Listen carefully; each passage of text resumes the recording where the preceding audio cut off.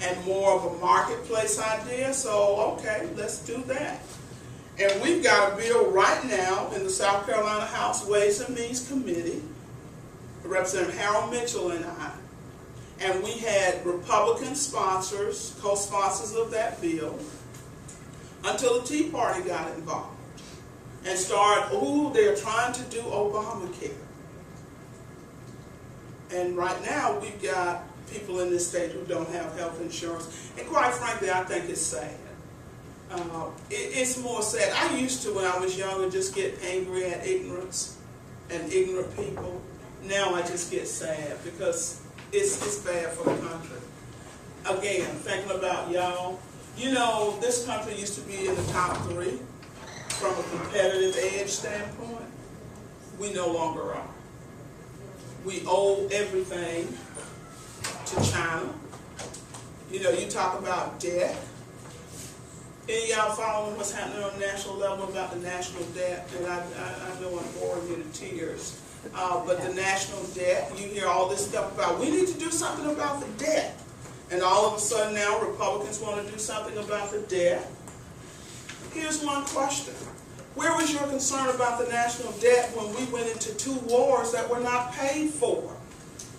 The national debt is based on 2 wars, count them, Iraq, Afghanistan, that have not been paid for. That's like you going into a store and saying, okay, I'll take this, but you don't pay for it. It's not quite like that, but you know, it's like you charging stuff. Anybody else? Ms. Payne, how are we doing today? Yes, ma'am. I'm Haley. Haley? Yes, ma'am. Why are the 2 major political parties so segregated along racial lines? Haley wants to know why the 2 major political parties are so segregated along racial lines. They are not as segregated, Haley, along racial lines as they appear, particularly here in South Carolina. And let me explain to you what I mean by that. Again, the issue of race comes into play. What we have in this country and in this state is the lack of, let me put this nicely, Democrats have been wimps, in my opinion, and I'm a Democrat and proud of it. But you know, there was something called the Southern Strategy back when Strom Thurmond bolted the party in 1948 to decide to run for president.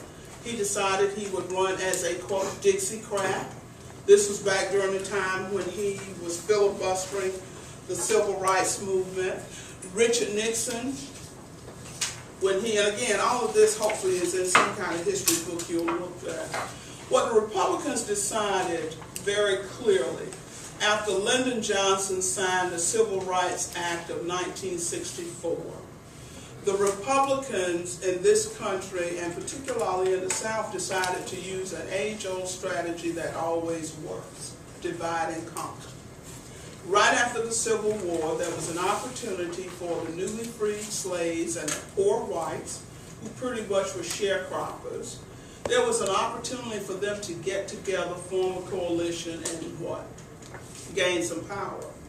What the white plantation landowners, the little circle, was able to do is say to the poor whites, oh, please, you don't want to join in with them? After all, they're just inward. You're better than that. And so they were able to divide and keep people from working together. That continues to this day. There are white folk in this state and in this country, a lot of them, no offense, in the Tea Party, who don't have a bit more in common with Republicans than this lecture. The only thing they have in common is the color of their skin.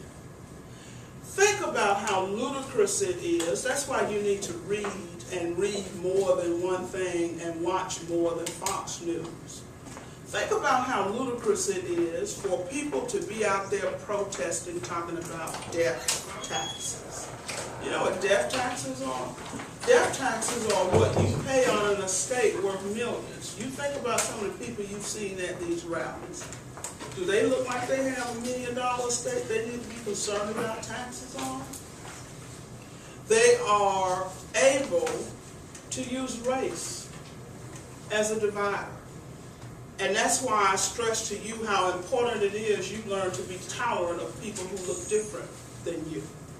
Because this country is on the decline, in my opinion. Again, you don't have to believe me, do some research. We used to be in the top 3 competitive-wise. We're now in the middle. Why? Because of the arrogance of Americans. Do you know you all are probably the only, when I say you all, I'm talking about American high school students. And do you know you all are the only students in the globe who can only speak one language? Think about the arrogance of that. Do you know how many languages young people in China are learning? It's like we go to another country and we, boom, I'm American. We automatically expect people to speak our language. That's pure arrogance. And that kind of arrogance worked fine up until about 20 years ago. It's not, people don't roll like that no more, y'all. That's not how they roll. You need to be learning to speak a foreign language, particularly Mandarin. Why? Because the Chinese own us. Whether you want to believe it or not, they have bought up all the debt in this country. And they are the ones who are in charge. So, long story short, it appears that way, but perception is not reality. Democrats have done a poor job of saying to whites, poor whites in particular, this is why you need to be supportive of what we do. Because you won't have pot nor window. Y'all understand what comes with that. You know, go home and ask somebody, what does that mean? And until we as Democrats do a better job, we can't just say we're against the other guy or the other girl. That's not good enough. You got to be able to tell people why. And I was hopeful that President Obama would be able to bridge some of that. And he has done a good job in doing that. But the haters are, boy, it's amazing, this country. They are alive and well and kicking. I mean, how do you explain the president being successful in getting Osama bin Laden after 8 months of deliberation and thinking? You know, we still into this cowboy mentality. We think everybody's scared of America. And we want to go in and blow everybody up and force them to our way of thinking. We don't have that kind of moral authority anymore, guys. We squandered that in the 90s and the first part of this century. People look at us and see people that they don't necessarily think a whole lot of. And we definitely aren't the brightest. Do you know when we talk about research and development, think about it. Who do you think is going to invent or discover the next internet or the next big deal? Who's going to discover that? When we've got, Japan. Okay. Japan, China, India, somebody. It won't be America, it won't be us. Because we're too busy hating each other. We're too busy fighting each other. We're too busy worrying about what a woman does with her body. We're too busy worrying about who can love who. We're too busy worrying about who's going to be living next door to us. This is a global economy. This is a global world. You got to think globally.